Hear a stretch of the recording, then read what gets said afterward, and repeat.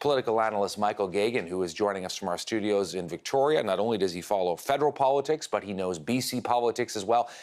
What do you make of this decision now, this expected decision? We don't want to get too ahead of the curve here, but that he is going to announce he wants to run in that riding of Burnaby South. Well, it would certainly be a surprise if he was announcing he wasn't going to run.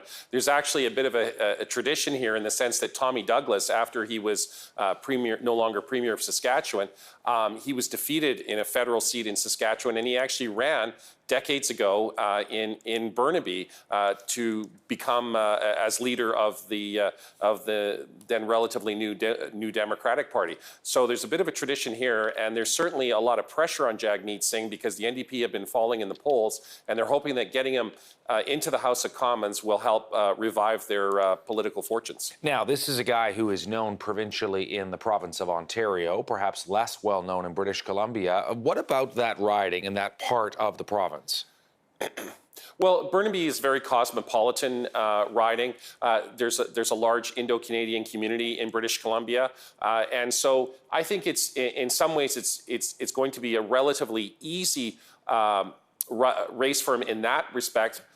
What he's going to be concerned about is what are the numbers that the Liberals and the Conservatives are going to get? Because last time in the general election, the Liberal candidate was only 550 votes behind the NDP MP. So it is going to be a tough race overall, but certainly in terms of the multicultural nature of Burnaby and British Columbia, he should have a good ride in terms of that. And just bigger picture, how important is it, Michael, for the leader of a federal party to actually have a seat in the federal parliament and to be there, on a day-to-day basis in question period and be a part of all of the process?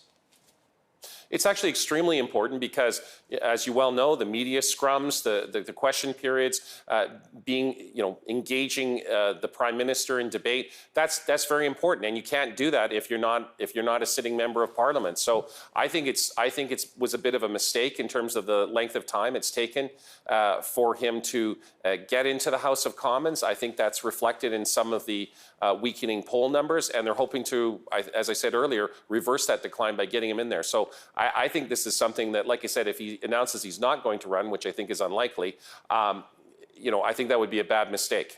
Absolutely. And again, CTV has basically confirmed that this is what we are expecting to hear today, that he will run in Burnaby South. Something else, too, we are a little bit over a year away from the next federal election. So he runs in this by-election.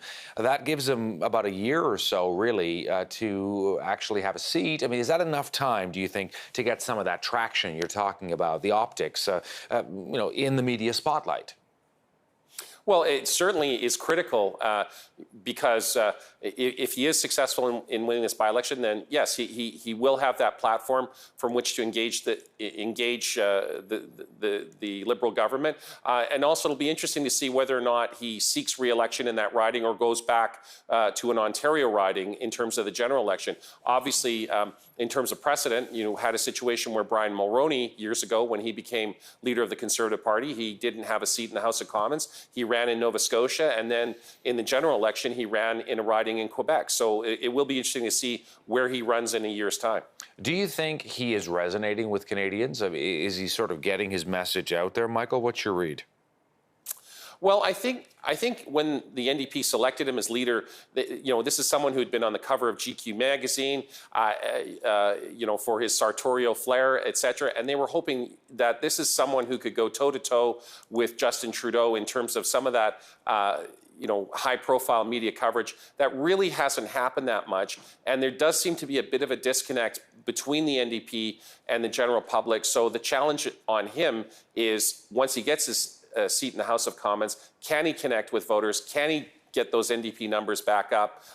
Because if not, the NDP faces, being an also-ran party in the federal election. Absolutely, and they're trying to get back that Jack Layton magic with a different leader this time around. And, being official opposition certainly gave them an appetite for being able to affect real change. Your take on how well this man as leader will be able to do with Canadians? Well, I've been a little surprised at the lack of progress that he's been able to make. Certainly after he got the leadership of the NDP, there seemed to be some momentum and some excitement around him, particularly obviously within NDP circles, but it seems to have fizzled out a bit with the general public.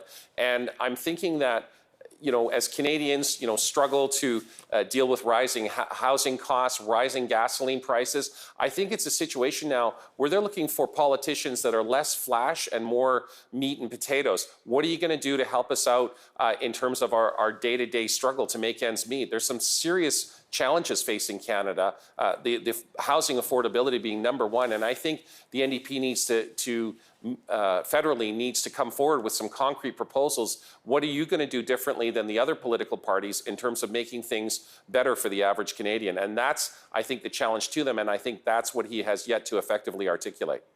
Michael Geoghegan joining us from Victoria as we continue our coverage of Jagmeet Singh, set to announce he's running in this by-election. Michael, we're going to talk to you again, but thank you for this right now.